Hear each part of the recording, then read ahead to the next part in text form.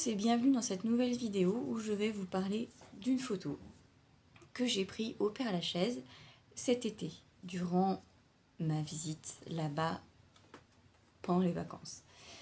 Oui, j'aime me balader dans les cimetières et en particulier dans les anciens cimetières, les vieux cimetières. Et le Père-Lachaise fait partie de cela. Il y a plus de 20 ans, je me baladais souvent là-bas pour voir les tombes, voir un peu tous ces gens réunis à cet endroit-là, qui pour beaucoup ont des tombes magnifiques, avec des statues, avec des inscriptions, etc. Ce sont des monuments funéraires incroyables que j'aime partager parce que ça aussi fait partie de l'art en réalité. Ce sont des chefs-d'œuvre. Alors ça illustre la mort, pour beaucoup c'est négatif, mais la mort n'est pas que ça, elle fait partie de la vie, et pour représenter ces vies, perdues, oubliées, il y a ces monuments funéraires au-dessus, y compris des inscriptions. Lors de ma dernière visite cet été, je me suis baladée avec mon appareil photo et j'ai photographié énormément de choses parce que j'ai besoin de retracer tout ceci pour vous le montrer, pour vous le présenter et pour montrer un peu l'histoire de notre humanité et l'histoire de Paris. Alors, au moment de cette photo que je vais vous montrer, il s'est passé quelque chose de particulier. J'étais en train de photographier d'autres tombes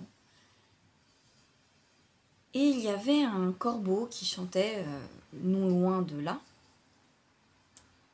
Et d'un seul coup, je me suis retournée vers le corbeau qui était sur ce monument. Et en retournant pour continuer de photographier les tombes sur lesquelles j'étais à ce moment-là, je me suis retournée et je me suis arrêtée.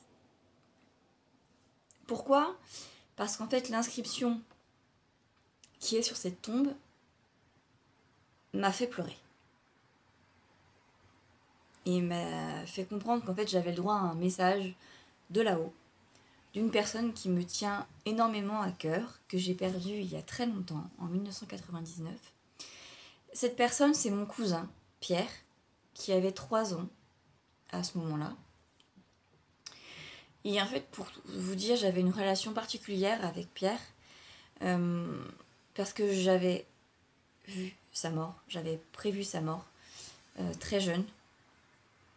Il savait qu'il allait mourir, et la veille de sa mort, en réalité, ce qui s'est passé, c'est que tout s'est écoulé autour de lui, et lui était dans la lumière. On s'est regardé, il m'a fait un sourire, et il m'a dit au revoir. Voilà, et en fait, depuis ce moment-là, et depuis quelques années, parce que j'ai réussi à le faire passer dans la lumière, il y a 7 ans, 7 ou 8 ans à peu près, et ben en fait, il m'envoie des petits messages. Il m'a toujours envoyé des petits messages, et c'est soit un papillon, un monarque, c'est souvent ça, c'est un code entre nous. Il a toujours aimé les papillons et les monarques. Voilà, ça a toujours été comme ça, c'est notre message entre nous. Voilà, j'ai un tatouage de papillon dans le dos et c'est en son hommage aussi. Et donc, sur cette tombe, que je vais vous montrer, je vais décrocher le téléphone. Voilà, c'est écrit « Mon petit Pierre ». Et dans ma famille, on a toujours appelé mon cousin Petit Pierre. Parce qu'il portait le prénom de mon grand-père, Pierre. Donc c'était Petit Pierre. Voilà. Et en voyant cette tombe et ce corbeau qui m'a suivi en fait après tout le long du chemin, pendant que j'étais au Père-Lachaise, je remercie ce corbeau de m'avoir guidée jusqu'à cette tombe et de m'avoir montré cette tombe et de m'avoir transmis ce message. Merci à toi et merci à toi, Pierre, pour ce message. Je sais que de là-haut, tu veilles sur nous et on t'aime. On ne t'oublie pas, on ne t'oubliera jamais. Alors, pour tous les autres, pour ceux qui ont perdu quelqu'un, essayez de voir les messages que certains peuvent nous transmettre de là-haut. Une musique, un animal, une pierre tombale.